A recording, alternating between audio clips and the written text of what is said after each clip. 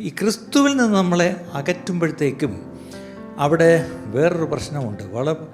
ഈ ഫോക്കസ് പതുക്കെ from people it goes to power.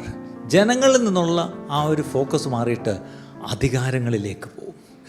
ഒരു സഭ കൂടിയപ്പോൾ ആദ്യം ഒരു കുടുംബമായിരുന്നു, ജനങ്ങളായിരുന്നു, വ്യക്തികളായിരുന്നു, ബന്ധങ്ങളായിരുന്നു. ഇച്ചിരി കഴിയുമ്പോൾ എന്തു പറ്റും? ഇതിനകത്ത് ആരാണ് വലിയവൻ, ആരാണ് ഇടത്ത്, ആരാണ് വലത്ത്, ആരാണ് അടുത്ത പിൻഗാമി, ഇതൊക്കെയാവും പ്രശ്നങ്ങൾ. അങ്ങനെ വരുമ്പോൾ ഈ ബന്ധങ്ങളങ്ങ് പതുക്കെ അവിടെ അങ്ങ് പോകും. ഈ ആത്മാക്കളാണൊരു സഭയിൽ വരുന്നവരല്ലേ. സഭയിൽ വരുന്നത് എന്താണ്?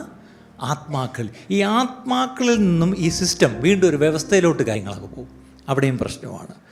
അടുത്തത് ചിലപ്പോഴെങ്കിലും ഇറ്റ് ഗോസ് ഫ്രം ഗോസ്പൽ. ഇവിടെ വന്നതിന് കാരണം സുവിശേഷമാണ്. പക്ഷേ സുവിശേഷം പതുക്കെ മാറിയിട്ട് ഫ്രം ഗോസ്പൽ ടു ഗെയിൻ, ലാഭത്തിലേക്ക് പോകും.